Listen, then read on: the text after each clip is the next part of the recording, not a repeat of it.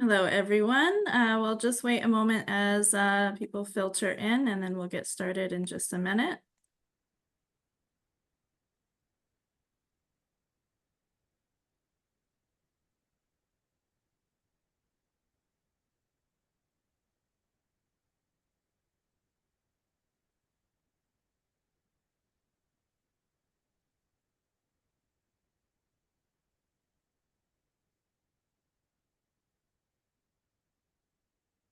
All right, welcome everyone. We're just going to give a second for people to filter in here, and then we'll get going on our program for today.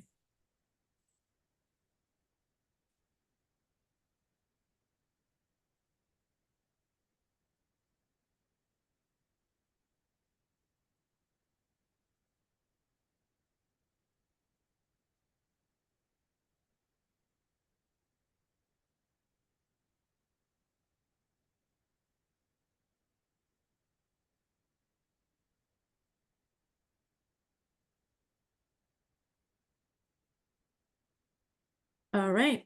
So I want to welcome everyone to our online press conference today, our No to NATO press conference.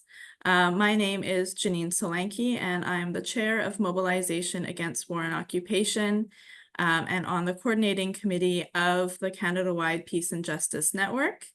And also I write on social justice and anti-war issues for the Fire This Time newspaper.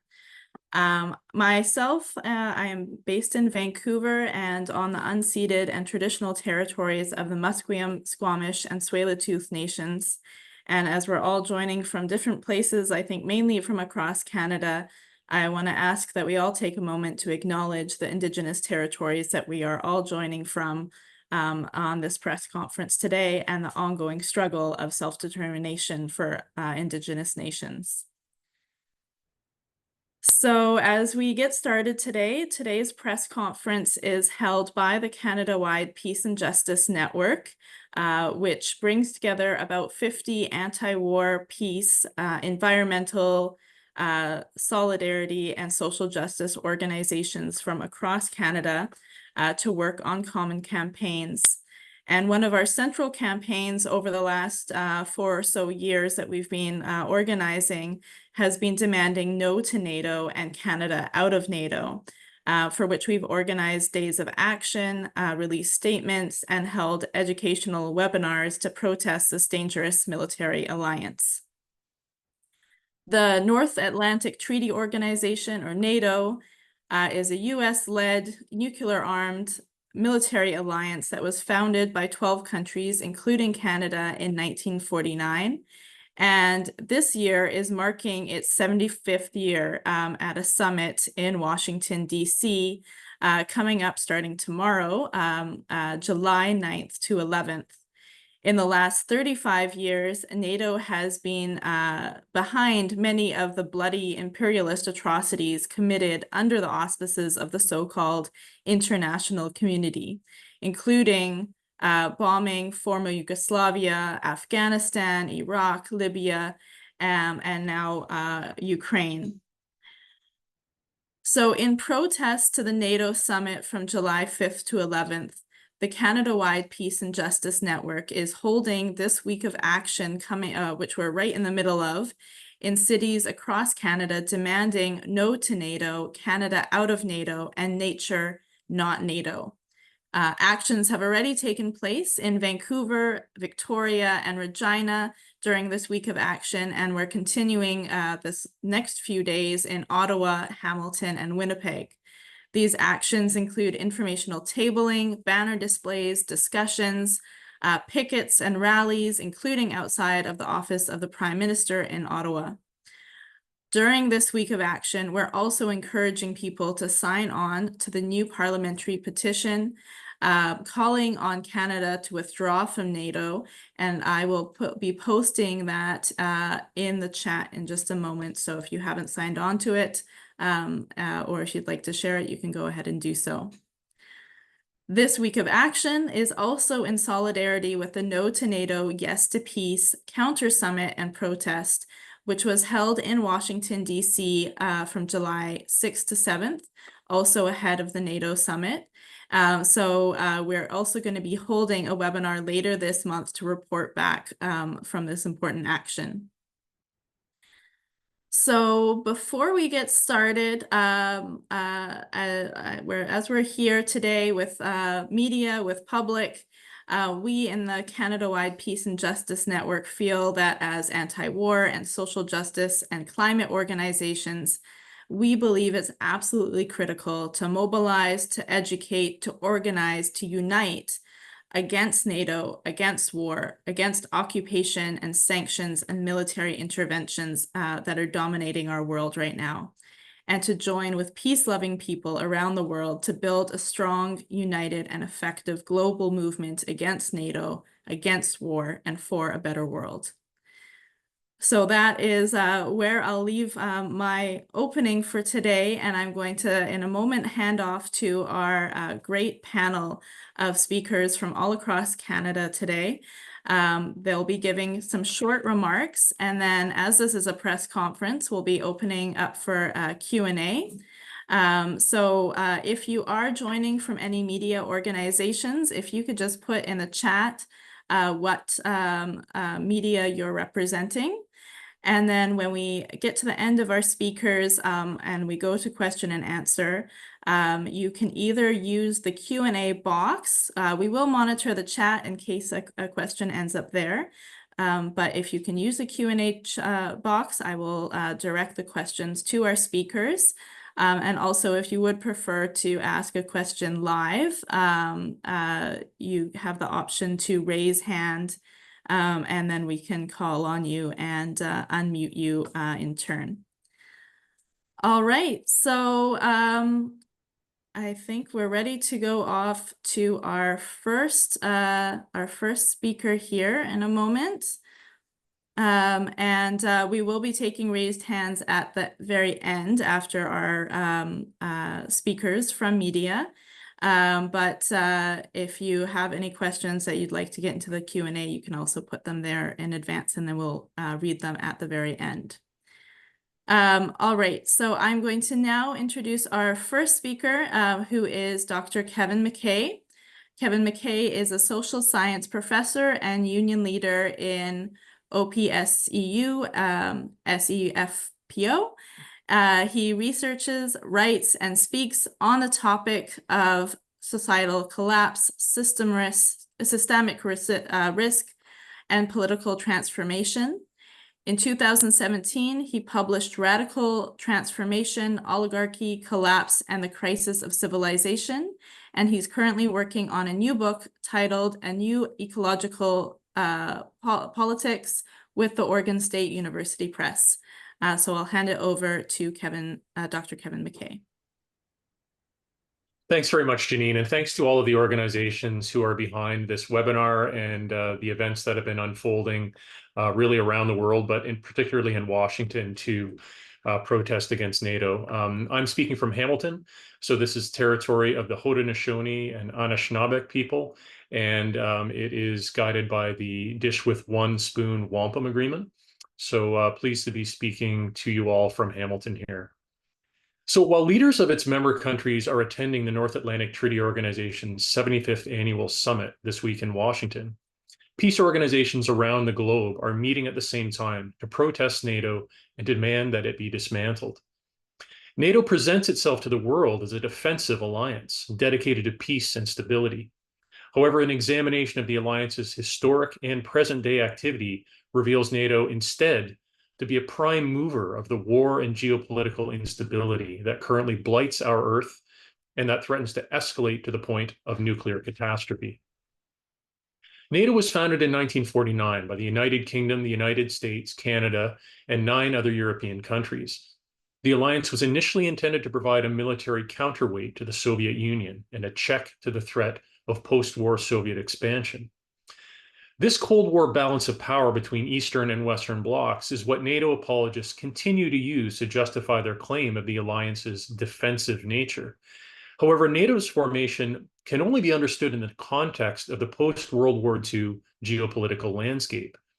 in which the United States and the United Kingdom, partners in a special relationship, sought to expand Anglo-American political, economic, and military power.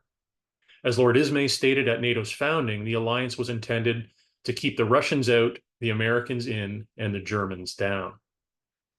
From its inception, NATO was seen as a threat by the Soviet Union and by Communist China, and in response to the alliance's formation, the Warsaw Pact was formed.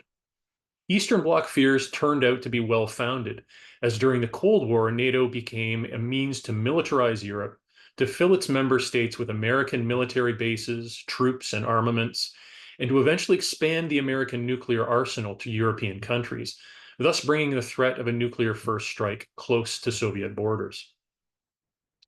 The aggressive nature of NATO became even more apparent after the Soviet Union collapsed in 1991. At this time, the Warsaw Pact was disbanded, and the former Soviet republics, including the Russian Federation, sought peace with the West. During the negotiations between Mikhail Gorbachev and George H.W. Bush about the Soviet Union's dissolution, several senior Western diplomats promised that NATO would not expand eastward. This promise was key in alleviating Russian fears of Western aggression. Sadly, it soon became clear that the United States and its NATO allies would not seize the unprecedented opportunity for peace that the end of the Cold War brought. Instead, they refused desperately needed economic aid to the Russian Federation, dooming it to over a decade of severe economic and social crisis. In addition, NATO began an inexorable eastward expansion, eventually incorporating Eastern Europe and the former Soviet republics. The real threat of aggression that NATO presented to the Russian Federation grew during the 1990s and early 2000s, as the alliance expanded towards Russia's borders, waged an illegal war against the former Yugoslavia, and staged the illegal invasion and occupation of Afghanistan. During this time, the United States foreign policy became increasingly dominated by the neoconservative Project for a New American Century, a group of unabashed American imperialists who seek to exert full-spectrum dominance over the globe. Chief neocon figures like Zbigniew Brzezinski and Dick Cheney spoke openly of a desire to break apart Russia and promoted the aggressive expansion of American nuclear weapons into NATO's newly incorporated Eastern European states. In the past decade, NATO's provocations in Europe have only increased.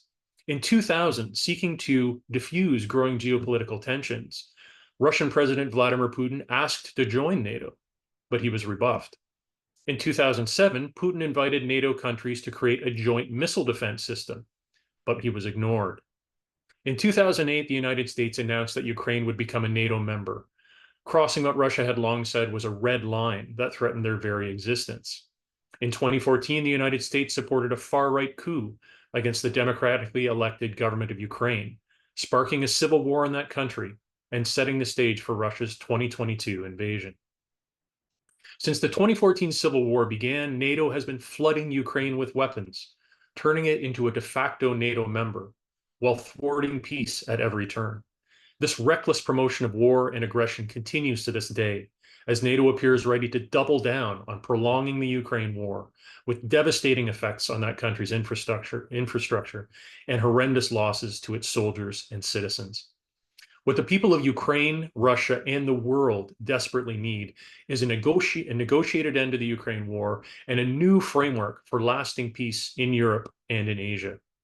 NATO continues to be an impediment to these goals, and as such, I am happy to join with activists across Canada to demand that our government formally leave the alliance and instead commit to an independent foreign policy based on peace, cooperation, and international law. Thank you. Thank you very much, Kevin. We're going to now go on to our next speaker in the press conference, which is Ellen Woodsworth. Ellen Woodsworth is the Canadian co-president of the Women's International League for Peace and Freedom and is a longtime activist for peace, economic equity, and environmentally sound planning using an intersectional lens. As a city councillor, she co-founded the World Peace Forum and recently initiated the On to Ottawa Peace Caravan, which stopped in 17 cities, talking to citizens about standing for peace and opposing the defense budget of $50 billion.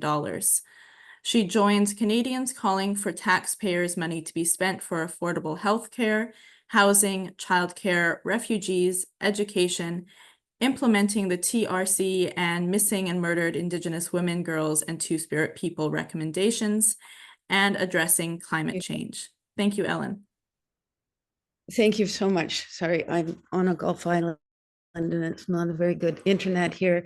I'm on the unceded territory, the Musqueam, Squamish, and Tsleil-Waututh people, and I'm honored to be joining the various speakers who have stood so steadfastly speaking up for peace and justice globally. I'm an elder and president of Women's International League for Peace and Freedom Canada, which is an organization for 100 years. We have offices in Geneva and in the UN. And we fought for Resolution 1325 for the participation of women and gender in perspective in UN peace and security efforts.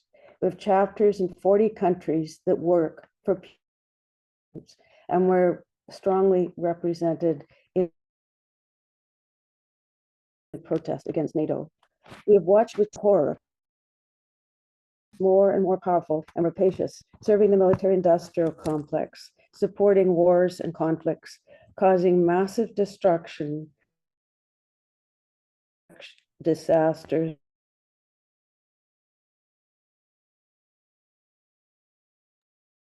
Ellen, sorry, you're cutting out a bit here, so I'm just going to ask if you can. Violence and trafficking of women and girls. Ellen, can you turn off your video and then it'll probably be clearer to hear you.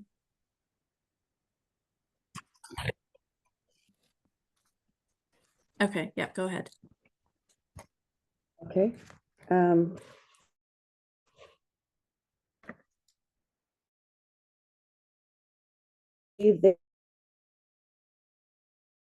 will live without fear, hunger, violence, and increasing climate disasters. We watch with horror the genocide in Gaza and war in Sudan, with the majority of women and girls and children of people in the global south starving as green peoples, causing extreme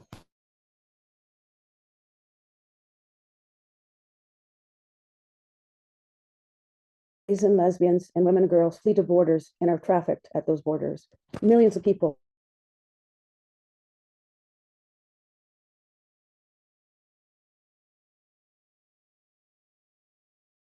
from war, as we see in Gaza. I'm a peace caravan, recently back from listening and talking with Canadians in 17 cities from coast to coast to coast.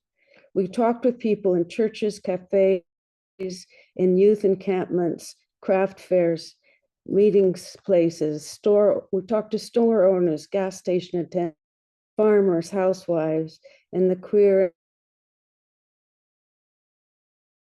movement leaders. We listened to their stories, heard their feelings and their concerns for their future and the futures of the planet. Canadians want affordable housing, healthcare. They want to be safe and be able to come to Canada. They're asking many questions. There's a strong opposition.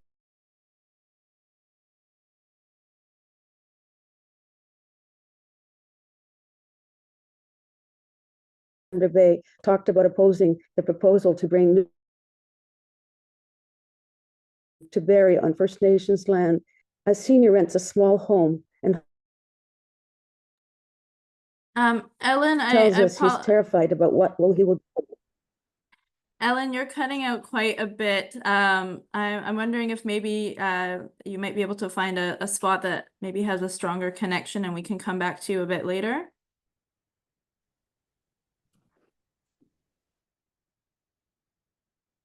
Do that. Yeah, sorry, Ellen. It was okay at first, but then it started just cutting out a bit too much. So let's go on to the next speaker, and then maybe we can come back to you closer to the end, Ellen. All right, so I'm going to now introduce Yves Engler. Yves Engler is a board member of the Canadian Foreign Policy Institute. He has 13 published books, including Stand on Guard for Whom? A People's History of the Canadian Military. Go ahead, Yves. Thanks, everyone. Thanks for all the organizers for doing this. I'm coming to you from Tiohtià:ke, which has long been a meeting place of various First Nations, otherwise known as Montreal. And yeah, I mean, Canada should withdraw from NATO. We hear a whole lot of discussion in our media about how Canada needs to spend a lot more of public resources on purchasing more armaments and investing in the military because of some arbitrary NATO target. But in fact, what we should do, rather than try to hit the 2% of GDP spending on the military, is we should just leave the alliance. So I think that's clear. Today's Globe and Mail referred to it as a defensive alliance, which of course, as Kevin has laid out, is absolutely not based in fact. NATO has launched many wars of aggression and has actually never waged a defensive war after one of its members had been attacked. Now, NATO, I think, is important on this anniversary is to bring the history to this alliance that Canada was right at the center of creating. Of course, in 1947-48, Canada, the UK, and the US were the three countries that initiated the initial sort of secret talks about the establishment of NATO. And NATO, there was really two reasons from the Canadian government perspective to set up NATO. And this history gets almost no attention, but I'm going to go over it just because I think it is actually quite important. And the two reasons were basically to blunt the left, the socialist communist left within Western Europe, which was after World War II, which was very popular, would have won elections in Italy if there would have been free and fair elections. Same thing in Greece, had more than 30% of the vote, the Communist Party in France.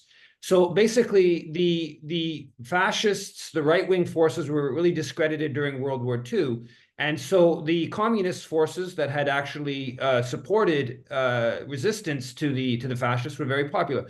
And so basically, there was a sense that communism, anti-capitalism was the wave of the future. And so NATO was designed from the Canadian government. Lester Pearson was absolutely explicit about this, who was Canada's external minister at the time, that it was designed to raise the spirits of the reactionary forces in Western Europe in the context of a coming indigenous, let's be clear, indigenous communist, anti-capitalist kind of thinking. And this is what Lester Pearson said in the House of Commons in the discussions around the establishment of NATO. He said, quote, "The power of the communists, wherever that power flourishes, depends upon their ability to suppress and destroy the free institutions that stand against them.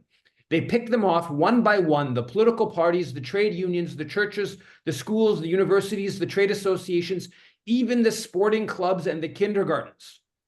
The kindergartens, people, the kindergartens. The North Atlantic Treaty Organization is meant to be a declaration to the world that this kind of conquest from within will not in the future take place amongst us. So basically, we have to send tens of thousands of North American troops to be stationed in Western Europe to ensure that the communists don't take control of the kindergartens. That is Canada's External Affairs Minister in the House of Commons in the discussion on the March of 1949 discussion of establishing NATO.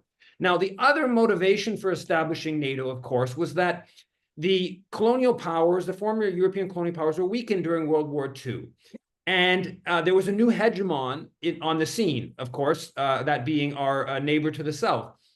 And so basically, the Canadian government wanted to bring the decolonizing world under the domination of the U.S., growing U.S. geopolitical umbrella.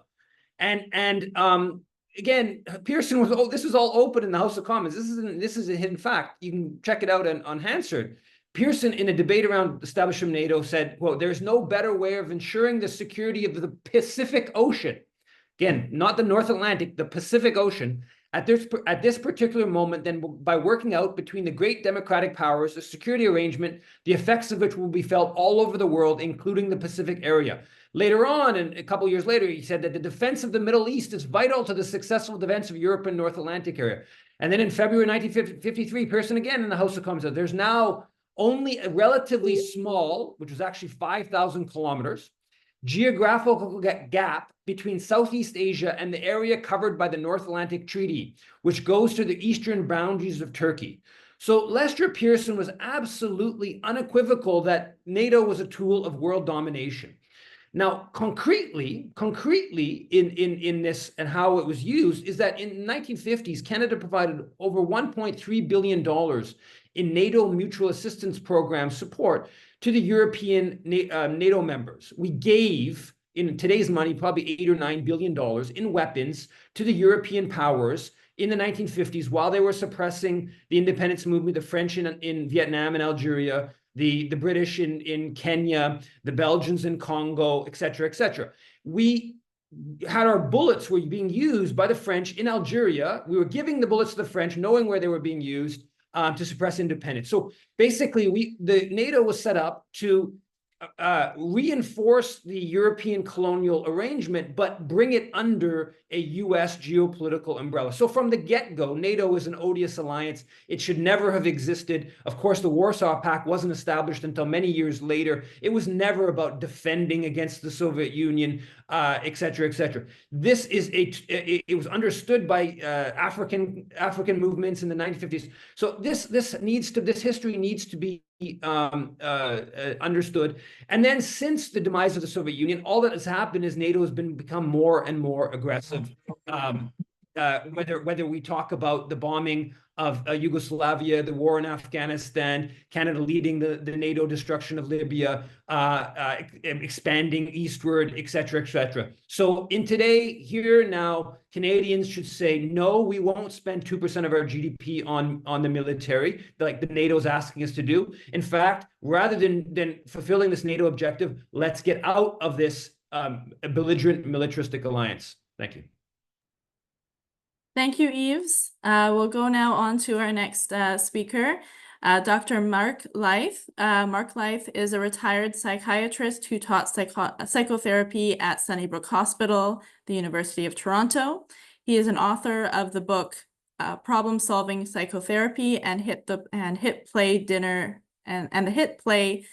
with Goebbels about war propaganda. He has published in the Canadian Medical Association Journal, the Globe and Mail, the Toronto Star, Peace Magazine, and Canadian Jewish News, Now Magazine, and Rabble, amongst others. As a member of the International Physicians for the Prevention of Nuclear War Canada, he has a long-standing involvement with physicians' public health movement to eliminate war and nuclear weapons. Welcome, and go ahead, Dr. Mark Leith. Thank you. Just a quick correction. It's actually Leith, but that's fine. That's fine. I want to thank everybody for coming together for this, and Tamara, who I met a couple of days ago, who initiated the idea of having this event. So thank you. On July 29th, 1939, news arrived that 2 German scientists had successfully split a uranium nucleus. J. Robert Oppenheimer, a young physics professor at the University of Berkeley, immediately grasped the implications of this experiment. In August 1939, Leo Szilard, who feared that the Nazis were trying to build an atomic weapon, organized of his fellow physicists in the United States to sign a letter to President Roosevelt urging him to develop the American one. Oppenheimer severed his remaining connections, claiming he wanted nothing to do with to interfere with his, quote, usefulness to the nation, because only an atomic bomb will dislodge Hitler from Europe. On April the 12th, 1945, President Roosevelt died and was succeeded by his vice president, Harry Truman. However, on May 9th, 1945, Nazi Germany surrendered, and concurrently the Japanese were also begging to surrender because of the American firebombings of their cities. Leo Szilard tried to arrange a meeting with President Truman to stop the Manhattan Project, but was rebuffed and directed instead to Secretary of State James Byrne. Byrne informed Sizzlard that it was necessary to drop the bombs on Japan to force the Soviets into withdrawing their troops from Eastern Europe after the war. On August 6, 1945, the first atomic bomb was dropped on Hiroshima, Japan. 2 days later, a second bomb was dropped on another civilian target, Nagasaki. After the bombings, Oppenheimer admitted that the bomb had, quote, been used against an essentially defeated enemy. However, in 1947, American Secretary of War Stimson wrote what he knew was actually a deliberate lie in an essay in Harper's Magazine in which he claimed that the bombs were dropped to, quote, save millions of lives and defeat Japan. That lie has become the predominant story justifying the bombings. As we can see, the birth of the bomb occurs within the context of a lie as told by America that is of historic proportions. America has successfully lied to the world that the atomic bombs that were dropped on Hiroshima and Nagasaki were to end the war with Japan, when they were in fact based on a deliberate plan to intimidate the Soviet Union by demonstrating to them that America now had the most destructive weapon in the world. Thus, the bombs were America's opening salvos of the Cold War. And so the birth of the bomb, when stripped from its lies, as we have seen, is the genesis of the Cold War. Within 4 years after the bombings, NATO is created, the first military alliance spawned by the emerging Cold War, a descendant of the bomb. Thus, NATO has remained forever touched by the markers of its gestation, deceit, imperialism, and an unquestioned belief in the utility of nuclear weapons. The United States, in concert with Canada and European allies, started NATO in 1949. From its inception, the NATO alliance has always possessed nuclear weapons and has labeled itself, quote, a defensive military alliance. This term is used as a deceptive oxymoron to hide through propaganda the true intent of NATO's ambitions. The real reason America started NATO was for America to be the military, quote, winner over its Cold War rival, the Soviet Union. But over time, its ambitions have further evolved into its current plan to be the predominant power in the world. NATO has always been driven by its hubris and overweening violent ambitions. It has demonstrated repeatedly through its continuous expansion of members and militarism that it will stop at nothing to achieve these goals. As we have just seen today, this has included dropping 2 atomic bombs by its progenitor, the United States. In terms of Canada's relationship with NATO, the issue of deception is the root source that contributes to the vulnerability of Canadian governments into being manipulated by NATO. Canada lives on the illusion, which was created by NATO, that NATO is a force for peace and good in the world. This relates to Canada's historically gullible naivety, which is inherent in the subjugated state of being a colony to the largest empire in the world, Great Britain, the historical father of America. Based on these mythologies, Canada is always trying to be an ever better younger brother to America to please its older, bigger, bullying sibling. This colonial deference and compliance transfers itself to the attitudes and policies that our Canadian administrations demonstrate in succumbing to the outrageous demands of NATO. These demands include unrelenting pressure for immense increases in Canadian military spending, involvement in NATO's ill-advised military misadventures, the militarization of our Arctic, and various other NATO-led costly military-industrial boondoggles such as NORAD. NATO represents an existential threat to the continued human existence on the planet. It threatens it by its massive stockpiles of nuclear weapons, its depletion and desecration of the Earth's resources through its addiction to weapons and war, and its sabotaging of the political processes required to deal with the climate emergency. For the good and actual survival of the planet, Canada should immediately and unequivocally resign from NATO.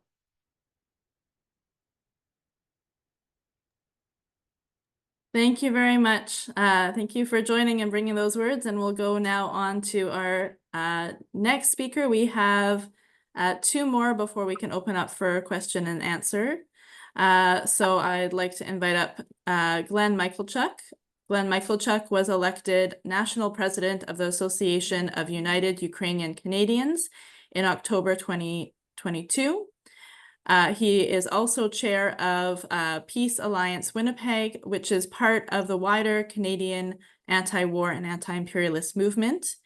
He is a retired railway worker, and as a union member and activist, he represented workers on the shop floor and the city and national level throughout his 40-year working life. Glenn has been active in a wide range of Canadian social and political movements since 1979. Go ahead, Glenn. Thank you, Janine. I'm coming to you from Winnipeg, which is on Treaty 1 territory and the traditional lands of the Assiniboine, the Cree, the Oji Cree, and the Dakota and Dene peoples. In order to add somewhat to this press conference, I thought I'd concentrate a little bit on the question of Ukraine and what NATO has meant in terms of the fate of that country, and as a way to kind of explain the operations of NATO as being counterproductive to the interests of peace and security.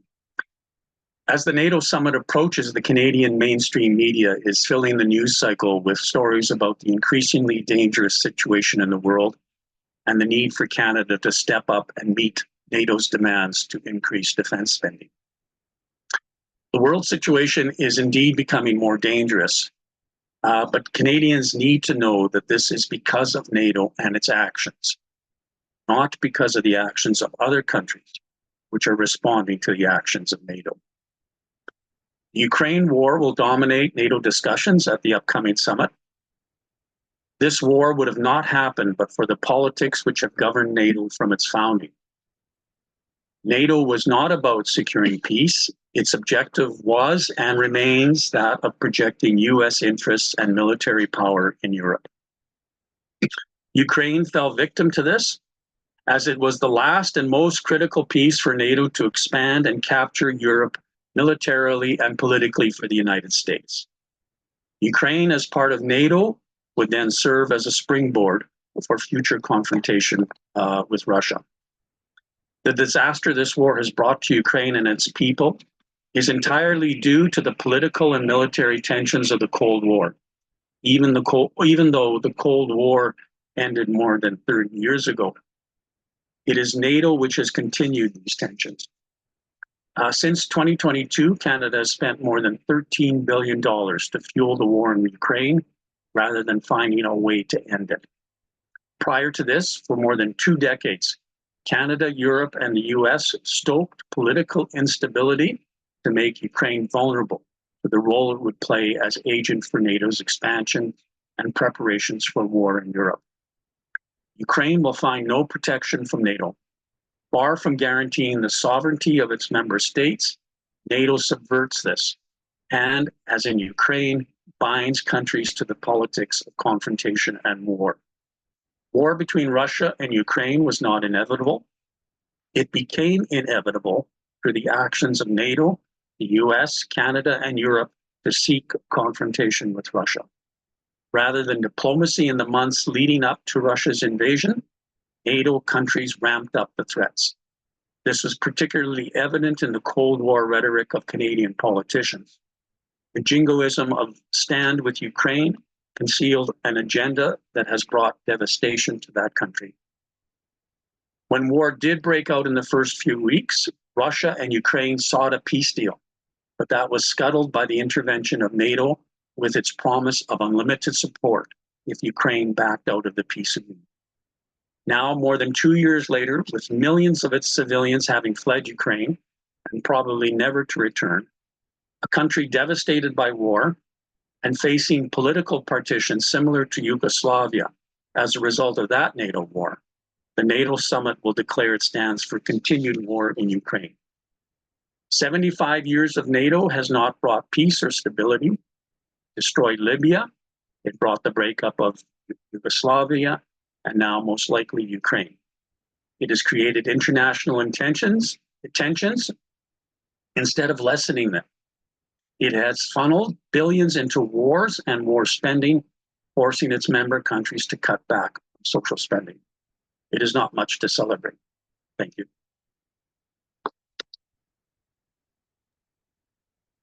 Thank you very much, Glenn. I'm going to just check and see if we can go back to Ellen Woodsworth for a moment. Ellen Woodsworth, the Canadian co-president of the Women's International League for Peace and Freedom. Ellen, do you want to check if your connection is a bit better? I can try to start talking, but it just keeps cutting out. I'm on a small island, and it's just, I can hear everybody and I can see you, but it just keeps cutting out. So Am I far, it cutting sounds out now? it sounds a bit better so far. Okay, well, shall I just proceed from where I left off? Yeah, I think that's good. Okay. Thank you. Okay, I was just talking about the On to Ottawa Peace Caravan, and we stopped in 17 cities across Canada talking to citizens. And one of the things that became very apparent is that there's a strong opposition to war. For example, a small store owner outside of Thunder Bay talked about opposing the proposal to bring from Pickering to Barrie on First Nation land. The waste will go into their drinking water. A senior talked about renting a tiny home. As he held his wife's hand, he said, almost in tears, he said, "We're worried about where we will go next." A woman talks about the murdered and missing Indigenous women and girls across Canada that are still going murdered and missing, and the fact that the murdered and missing recommendations have not been implemented, and the TRC still has many remaining to be implemented. A pregnant woman can't find a doctor. Young people can't afford universities. New immigrants who are fully trained professionals are unable to use their skills. A Hiroshima survivor warns of the dangers of nuclear weapons. These are Canadians who think of Canada as a peacekeeping country. They want Canada to be a peacekeeping country. They don't want their tax dollars to go to war. They oppose it. They oppose it going to the defense budget and are angry to learn it's gone up to $50 billion, 19% of the budget. They do not want their money going to war. They do not see NATO as a peacekeeping organization and don't want their money going to NATO, and are appalled that American senators attacked Canada for not fulfilling the NATO obligations of 2% of the budget. They know, and they're increasingly talking about the fact that war is creating climate disasters. Shocked that military missions are not included in climate calculations. The Canadians we met all across this vast land want Canada to work for peace, climate change, and address the issues that First Nations people are raising again and again and again. They want affordable and accessible healthcare, childcare, and education. They're worried that the uncounted carbon emissions from militarism are destroying their futures.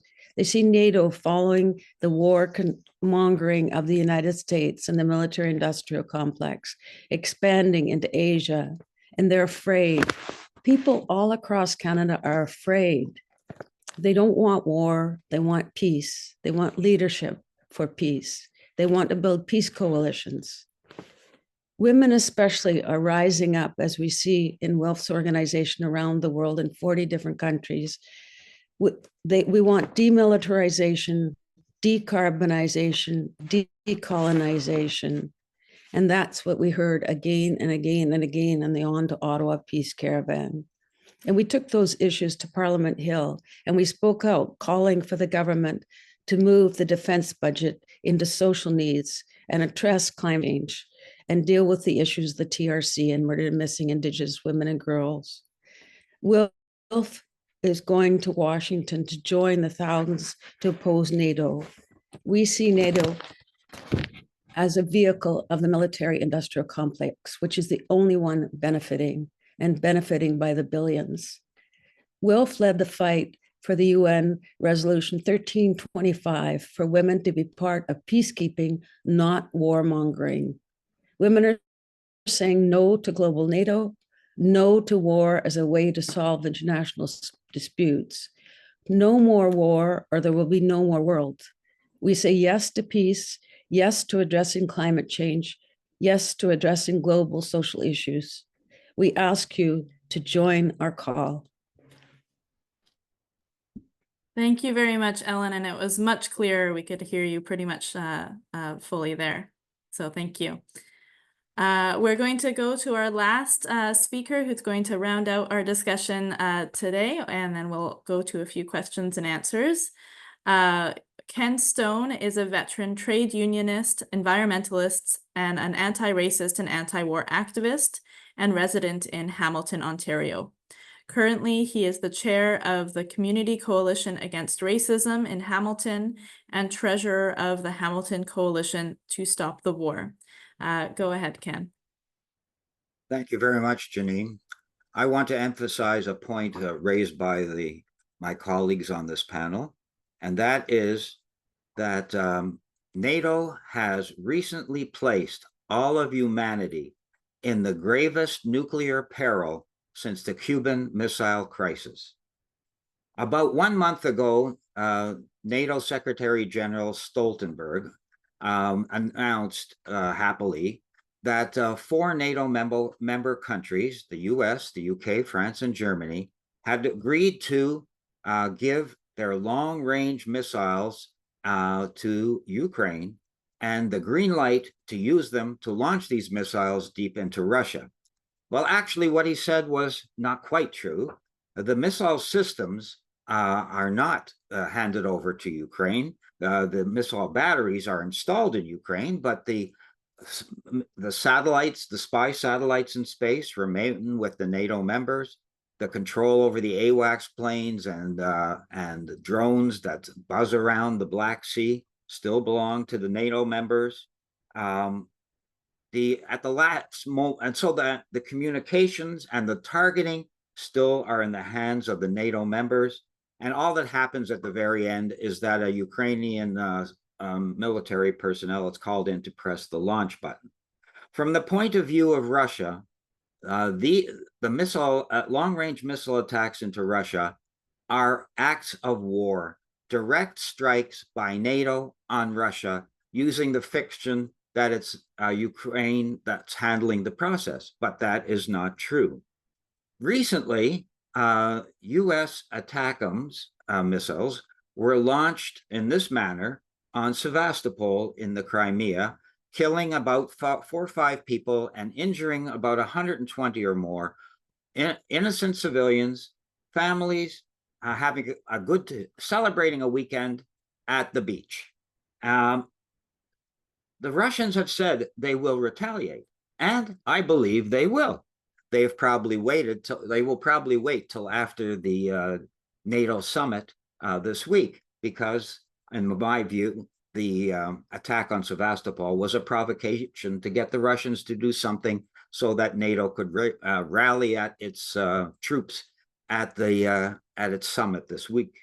However, where we are now in terms of nuclear escalation is that we are 1 or 2 steps away from a nuclear confrontation between Russia and the West.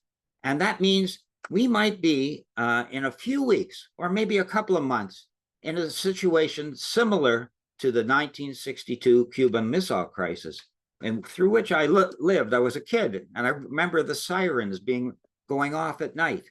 And we wondered, my parents sent us to bed, and they were talking in the kitchen downstairs, and we could overhear them. They were worried that the world was going to end. And it very well might end in a few weeks. And unfortunately, our government, the Trudeau government, has done a great disservice to the people because they haven't told the people the danger that they're in. Trudeau has also abdicated his responsibility to keep Canadians safe because he has never once picked up the phone, and neither has Melanie Joly, the foreign minister, picked up the phone to call their counterparts in Russia to find out what it would take to end this terrible war in which the people and the country of Ukraine has been sacrificed by NATO. I would say that NATO is currently gambling with the lives of all the people in the world. The stakes could absolutely not be higher. And that's why I would say, in brief, that it is absolutely urgent right now to get #Canada out of NATO. Thank you for your kind attention. Thank you very much, Ken. And I think we had a lot of a wide range of history and breadth of really how dangerous NATO is. And I thank you, Ken, for closing out our speakers and bringing us to more of some of the current escalations. Before opening to some of our Q&A, I just want to remind everyone that the Canada-wide No to NATO Week of Action is still going on. We started July 5th and are going on until the end of the NATO Summit, July 11th. And we've had events already in Regina, in Vancouver, and in Victoria. But in Ottawa, there will be an action on Tuesday, July 9th at 5:30 at the Prime Minister's office. In Hamilton, Thursday, July 11th at 4:30, there will be action at the Federal Building at 55 Bay Street North. And then in Winnipeg, also, there will be an action Thursday, July 11th, 5 p.m. at River and Osborne. And I'll put the link in the chat again for where to find those events on the Canada-wide Peace and Justice Network website, and also a link to the petition, the parliamentary petition that you can sign against Canada and NATO. It's a new parliamentary petition. I encourage everyone to go ahead and sign it, to share it with everyone you know, and to get a lot of signatures on this important parliamentary petition. All right, so I'm going to open up to our Q&A, and everyone is welcome to post questions in the Q&A, or if you'd like to ask a question live, there's an option on your screen to raise hand, and we can unmute you for a question. And everyone is welcome to ask questions, whether media or not, so you can go ahead with that. And of course, we welcome different points of view. We are ready to answer any of the tough questions, but no disrespectful comments will be tolerated. We want to keep a respectful environment here.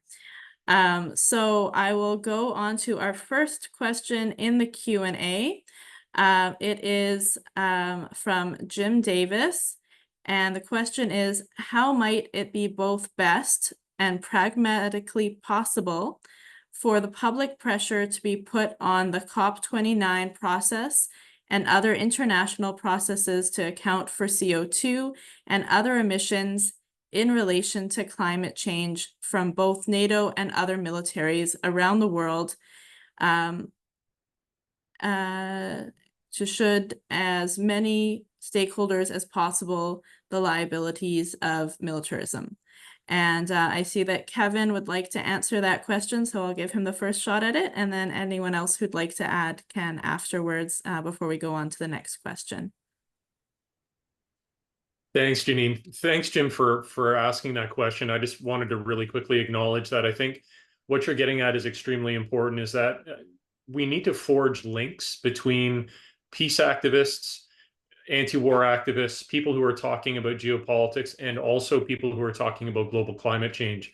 A number of the speakers touched on this in their presentations today. I mean, Tamara Lorenz is really the person who's done the best work on this in relation to NATO, but that link is absolutely there. The link between not just global climate change, but just sort of the full-scale ecosystem crisis, ecological crisis that our societies are facing.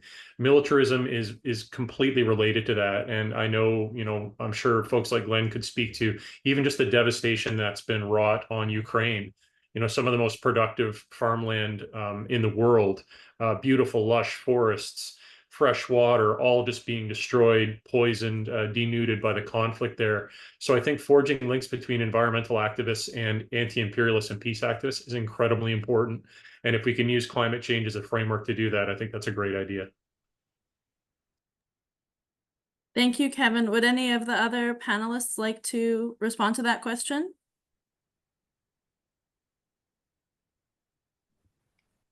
Yeah, go ahead, Ellen.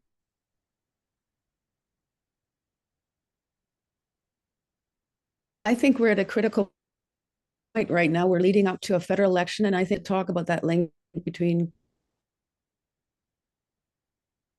militarism, carbonization, and colonialism, with really concretely tying it to people's daily needs for food and housing and healthcare and childcare.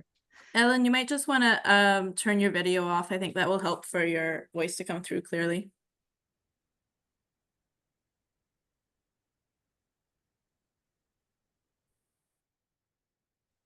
Want to echo what was just said, that it's absolutely critical to tie the issues of climate change and militarism together, but also add to that the social needs that for housing, affordable and accessible healthcare, childcare, and addressing the TRC and murdered and missing women's men, and make a people's agenda for the upcoming federal election. I think people are so afraid and they don't know where to. Broad-based peace coalition that includes the climate change sector and some of these other sectors critical. Thank you, Ellen. Anyone else from our panelists before we go to the next question? All right. So the next question is from Marianne Cirilli.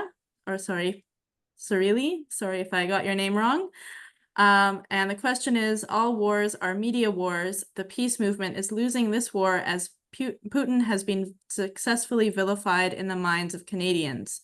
What is the narrative to counter this justification of NATO that it is Russia who are the imperialists? How do we politicize Canadians on the history of NATO and how to politicize politicians?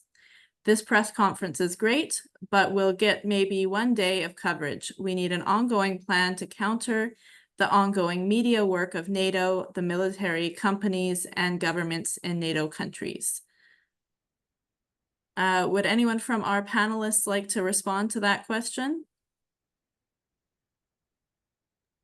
Well, I can start maybe part of the response. So today's Globe and Mail has a story from Disinfo Watch, McDonald Laurier Institute Disinfo Watch, Marcus Kolga. It's a U.S. government-funded effort to interfere in Canadian politics. We don't ever talk about the U.S. interference, which is much greater than in any other country, but the Disinfo Watch was set up with U.S. government funding for this. And they basically say that the headline in the Globe is that conservative voters are susceptible to Russian disinformation.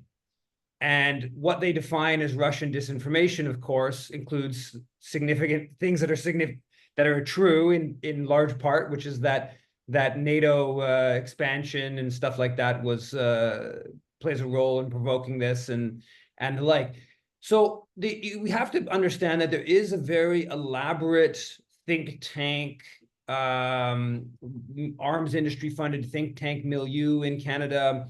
There is obviously a dominant media that serves power, that is not open to our type of voices. So it's not easy, but I mean, it's a simple thing of activism, right? It's about, hosting things like this. It's about writing articles in those venues that allow it. It's about holding rallies and public events and campaigning. And what we've seen with the Palestine issue is that even when the dominant media is overwhelmingly hostile, on that issue, we are in a situation where there have been mass demonstrations of hundreds of thousands across the country over the past 9 months, and we're able to operate outside of and have impact, not as much impact as we would like on the Palestine issue, but impact outside of the dominant media being sympathetic.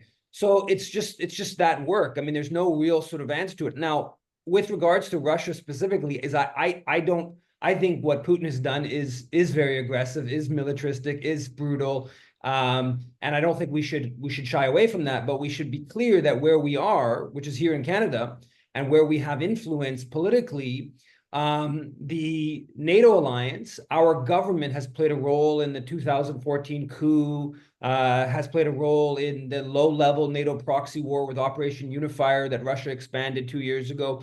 It's played a role kind of at every stage of heightening the tensions.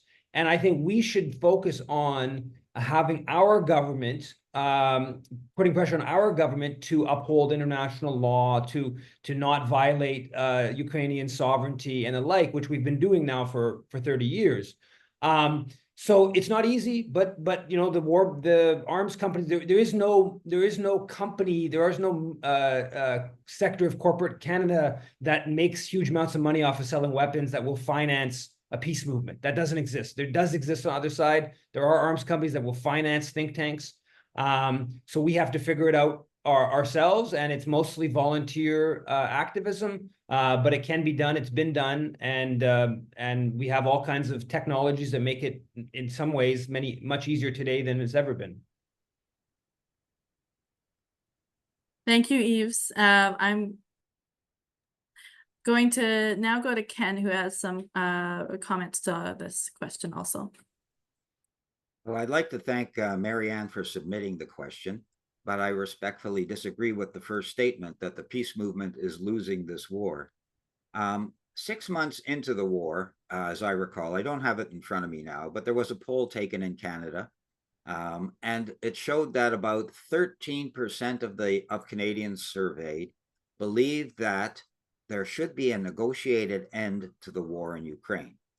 Then on the, I think it was the February 2023, a similar poll was taken of Canadians, and it showed that then 6 months later, 25% of Canadians then believed that a negotiated settlement was the most desired outcome in the war in Ukraine. A few weeks ago, it was on June the 5th, I believe, the Institute for Global Affairs took polls all over the European Union, NATO countries, and in the United States of America. And it found that over 50% of respondents said that a negotiated end to the conflict was the best outcome that they could see. And so I think that if the figures were 50% in the USA and across Europe, it's likely that the figures are probably around the same in Canada. So I think actually, as the war progresses, its popularity decreases, and more people come around to the view, which is the view of the peace movement here in Canada, that there should be a negotiated end to the war. So I would say probably about now, our peace movement, though it is small, speaks for about half of Canadians. And I think that this number will increase as this war drags on. As to your question, Marianne, about countering this justification that Russia, who are the imperialists, I think that that Yves was correct in saying that if you look at history, you can, anyone who has an open mind can see that that NATO was entirely responsible for the conflict in Ukraine. As Glenn Michalchuk said in his presentation, this war was completely avoidable. It did not have to happen at all. And he outlined the steps that led to the Russian special military operation.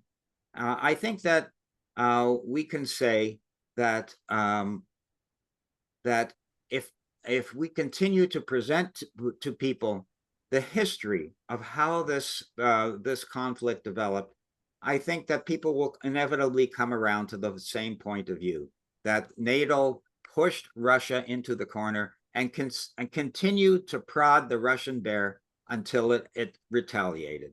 And unfortunately, at this very moment, that's exactly the situation we're in, except nuclear weapons are now on the agenda. I would encourage anybody who is serious about stopping this war to join one of the member organizations of the Canada-wide Peace and Justice Network, or get 2 or 3 friends together and form a local group and affiliate with us. Thank you very much. Thank you, Ken. Glenn, did you have something to add?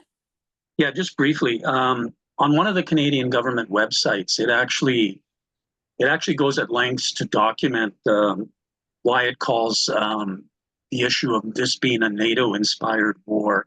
as disinformation. And as Ken says, it tries to label that as Russian disinformation. But the fact is that this discussion about who's responsible for this war and who has generated it and who continues it has really not come, has come from the peace movement in the various countries and various spokespeople who have come out of the peace movement, and some who aren't even necessarily tied to the peace movement. So you have prominent individuals like Jeffrey Sachs, who speaks on this question, and John Mearsheimer, from both from the United States, speaking on this question, as well as you do have it as the dialogue in the peace movement and what the peace movement says about it. So I think the fact that the government has had to respond to this on its own website, saying this is just simply disinformation, you shouldn't believe it, does to an extent show that despite the concentration of the media's coverage of the war and trying to explain it entirely from the perspective of how the Canadian government and NATO would like it explained, there is this chink in the armor, so to speak, that's so significant that they do have to address it. And I saw a town hall meeting with Justin Trudeau, where a young man in the audience asked him this question about NATO and why NATO has been responsible for this war, and Trudeau actually had to say that this man was lying and that he was just spouting Russian disinformation. So this has gone deeply into the movement and as part of the discussion. I think Marianne is correct, though, in the sense that the peace movement is small and it hasn't been able to really bring pressure to bear on the Canadian government. And part of that problem, of course, is the parliamentary parties, the parties in Parliament, have not spoken out against the war, which is unfortunate. So that is part of the problem. And I think it just underscores some of the things that have been said, like Ellen and some others, that peace has to be part of the agenda for the elections. And the question of NATO and all this has to be part of the upcoming agenda for the elections. That's all. Thanks. Thank you, Glenn. And I would just like to add that I think it is so important in countering the disinformation and the propaganda war that is trying to say that NATO is the so-called international community, when we know it is a dangerous force for continued war. I think a huge part of being stronger and more effective is actually, as Ken noted also, being part of the Canada-wide Peace and Justice Network.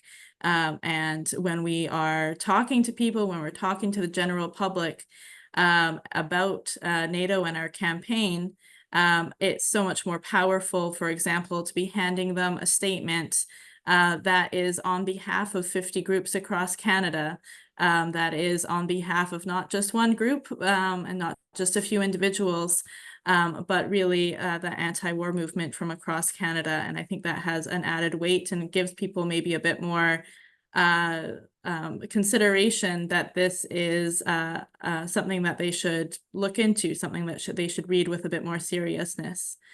So as Ken said, I encourage other people to join the Canada-wide Peace and Justice Network if you're part of an organization, to join as a member. And I'll post information in the chat also about where you could do that. I'm going to go on to our next question, which is from Cashton Perry. How can we best link the question of Canada's NATO membership with the pro-Palestinian liberation movement? And I think Kevin would like to answer that also, and then we can go on to other panelists also. Thanks, Janine. I think that's another very important question. The conflict, or the genocide, let's call it what it is, in Palestine, has really broken through in the popular consciousness in North America in a way that I think many of us working on the issue never thought we would see. So there's a lot of momentum there. And I do think that the connections are entirely there between the Palestinian genocide and between the war in Ukraine. And the underlying connection is American imperialism. And I think that this is how we connect these two. I mean, there would be no genocide without the backing of the United States, without the military strategic role of Israel in the region.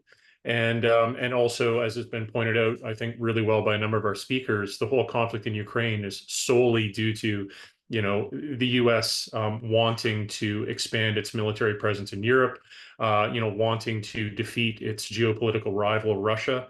I mean, you can even tie Taiwan into this as well, right? You can tie tensions in the South China Sea into the same framework. And I think that it's just important that it's why events like this are so useful, is that that missing piece, that missing narrative of Western imperialism and how Canada participates in it, that makes the world not make a lot of sense to Canadians. I think these conflicts seem very disconnected and hard to understand. But when we understand that broader framework, that there is, you know, this we're living in this still, it's a fading hegemonic moment, but the United States is still seeking to exert power over the globe. Canada is firmly in that camp, and as a result, these conflicts are occurring. So I just think that we need to keep drawing that connection between the two and say, you know what, it's the same forces driving those conflicts, whether it's in Palestine, Ukraine, Taiwan, Central Africa, you name it. Thank you, Kevin. Would anyone else like to respond to that? Yeah, Ken, go ahead. NATO in its literature calls Israel a trusted ally. And Israel, for its part, maintains an office, very close proximity to NATO headquarters so that they can be in on the action all the time. One thing that we are going to be, one aspect that we're adding to our message in our rally at the Federal Building on Thursday in Hamilton at 4:30 p.m.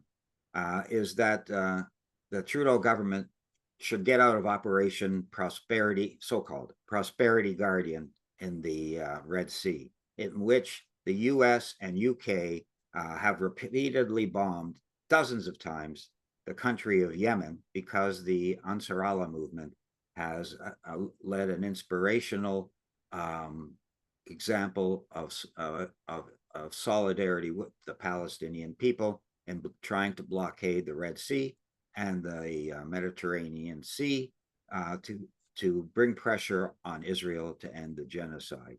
Canada's role in this is a side hustle. This Operation Prosperity Guardian is a side hustle of NATO. It is part of the operation, but that they just move it over a little bit and they pick certain selected members to participate.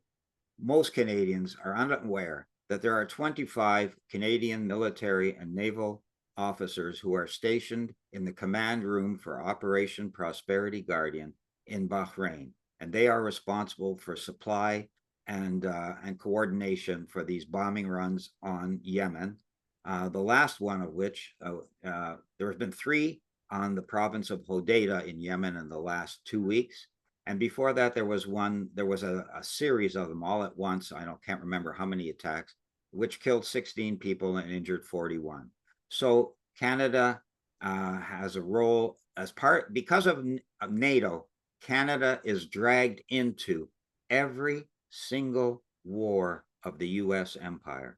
And that's the I would say the overall arching reason for us to get out of NATO. If you look at Mexico, some people say Canada could not possibly get out of NATO. Look, we're living right next door to the empire itself. But if you look south of the US border to Mexico, they are not members of NATO. They don't buy F-35s. They don't participate in the war in Ukraine.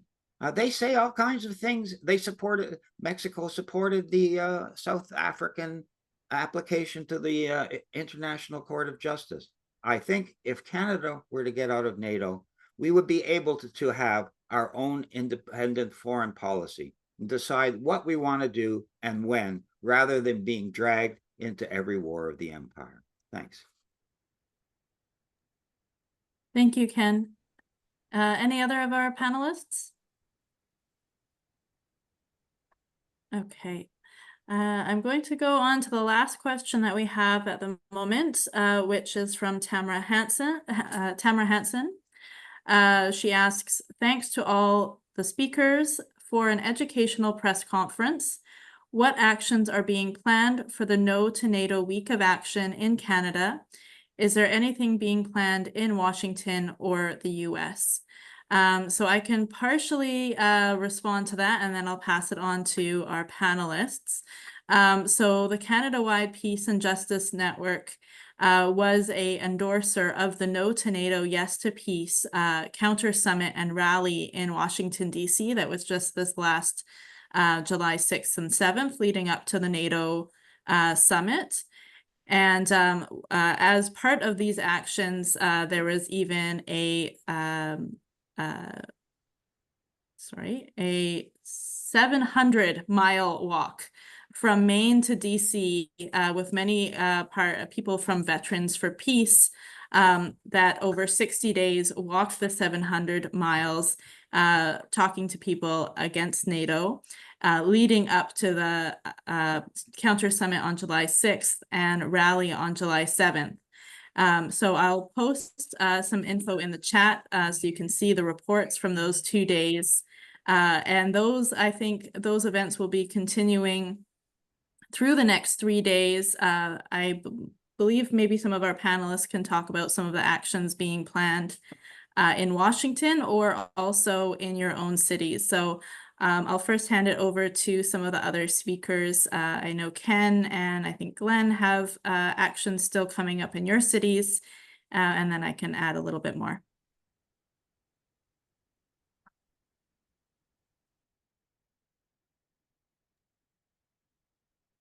Ken or Glenn, do you want to go ahead and comment?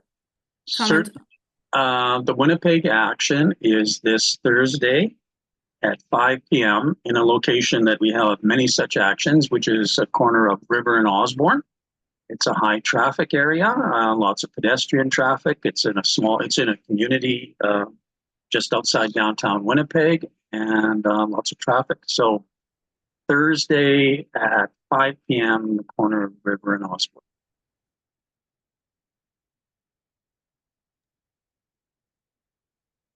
Thanks, Glenn. And Ken, do you want to go ahead with the Hamilton action? I think I already announced that, Oh, so sorry.